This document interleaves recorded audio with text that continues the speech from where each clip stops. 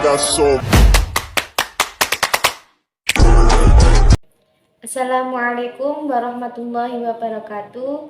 Perkenalkan, saya binti Khotimatul Aziza dengan NIM 22404060 dari Prodi Akuntansi Syariah kelas B, Fakultas Ekonomi dan Bisnis Islam.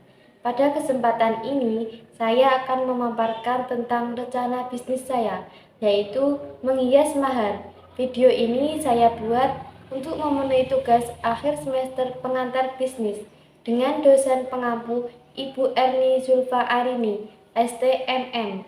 Berikut ini adalah video penjelasan mengenai konsep bisnis saya.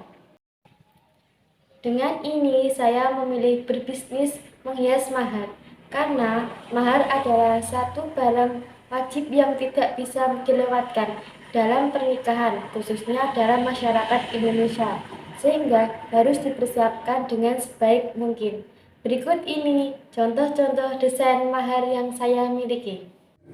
Berikut adalah contoh dari mahar double frame dan mahar akrilik.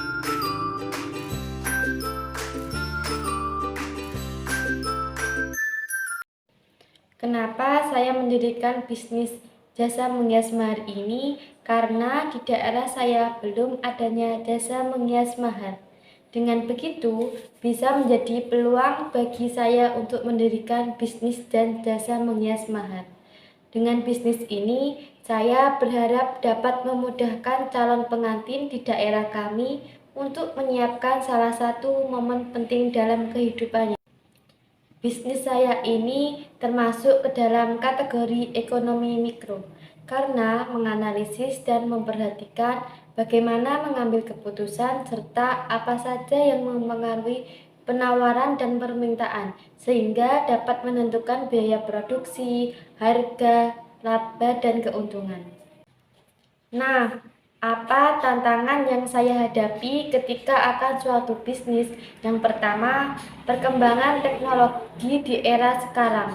Karena dengan teknologi yang semakin canggih bisa menjadi tantangan seorang pembisnis. Yang kedua, semakin ketatnya persaingan antar pembisnis. Karena semakin banyaknya orang dengan bisnis yang sama, maka ketatnya persaingan antar pembisnis. Yang ketiga, sumber daya manusia. Yang keempat, pola hidup masyarakat. Bagaimana strategi saya menghadapi tantangan dalam bisnis ini? Yang pertama, dengan melakukan analisis pasar, maka dari itu kita melihat pasar yang ada. Yang kedua, memperbanyak koneksi dan relasi. Yang ketiga, kenali para pesaing. Yang keempat, meningkatkan kualitas produk dalam melakukan inovasi. Yang kelima, menerapkan etika bisnis. Apa itu etika bisnis? Etika bisnis adalah sebuah tindakan yang harus dipegang teguh oleh aspek yang terikat oleh semua perusahaan dan organisasi. Tujuan etika bisnis sendiri adalah untuk membentuk norma, nilai, dan perilaku karyawan serta pimpinan dengan menciptakan suasana yang baik, adil, dan sehat. Dalam etika bisnis terdapat tanggung jawab sosial atau Corporate Social Responsibility atau CSR, yaitu sebuah konsep dalam organisasi yang memiliki tanggung jawab sosial kepada konsumen, karyawan, dan lingkungan dalam sebuah aspek operasionalnya. Tujuan dari CSR sendiri adalah untuk meningkatkan kesejahteraan dan memberikan dampak positif kepada masyarakat dan lingkungan. Bisnis saya ini adalah bisnis perseorangan karena dikelola oleh satu orang dan modal diperoleh dari satu orang atau lebih. Model usaha untuk saya mendirikan bisnis ini dari uang tabungan yang saya miliki. Dalam sebuah bisnis dibutuhkan gaya kepemimpinan. Saya menerapkan gaya kepemimpinan yang demokratis karena gaya kepemimpinan demokratis adalah selalu terbuka dengan adanya pendapat, kritik, dan saran dari karyawan atau dari customer. Selain itu juga kerja sama tim yang baik antara atasan dengan karyawan atau karyawan dengan karyawan. Nah, bagaimana karakteristik seorang pengusaha yang baik? yang akan saya terapkan di dalam bisnis saya. Yang pertama, percaya diri. Yang kedua, berjiwa kepemimpinan. Yang ketiga, bertanggung jawab. Yang keempat, berorientasi pada masa depan. Yang kelima, memiliki semangat dan bekerja keras. Yang keenam, memiliki keterampilan untuk mengorganisasikan sumber daya manusia atau alam. Dan terakhir, pantang menyerah. Sumber daya manusia sangat penting untuk dikembangkan. Tujuannya supaya setiap sumber daya manusia mampu bekerja secara efisiensi, efektif, berkualitas, produktif, dan konsisten. Sehingga apa yang menjadi tujuan dari sebuah bisnis tersebut dapat tercapai.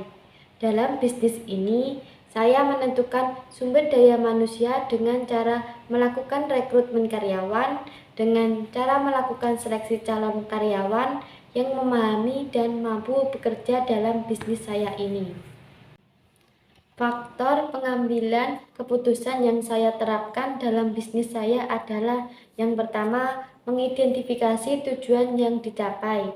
Yang kedua, menyesuaikan model yang saya miliki. Yang ketiga, kinerja karyawan, melihat hasil para karyawan. Yang keempat, adanya teknologi. Di dalam bisnis sangat diperlukan manajemen produksi karena sangat berpengaruh untuk yang pertama, penentuan produk dan desain. Yang kedua, penentuan proses produksi. Yang ketiga, penentuan kapasitas produksi. Yang keempat, pengendalian produksi. Yang kelima, pengendalian biaya dan mutu dalam produksi. Yang terakhir, pengendalian persediaan.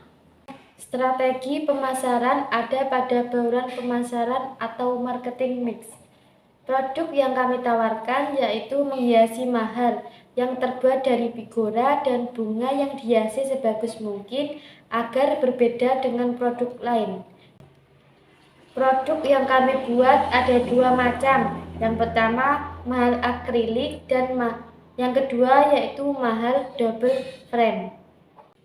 Untuk harga yang kami tawarkan kepada customer yaitu sesuai dengan ukuran dan keinginan. Adapun ukuran untuk mahal double frame dengan ukuran 30 x 45 yaitu seharga 300.000.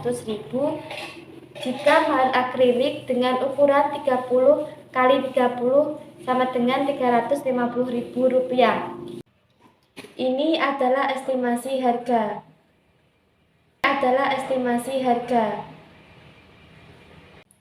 Untuk lokasi kita berada di lokasi yang sangat strategis di daerah perkotaan karena dari segi peminat orang perkotaan lebih tinggi daya minatnya dibandingkan dengan di daerah pedesaan.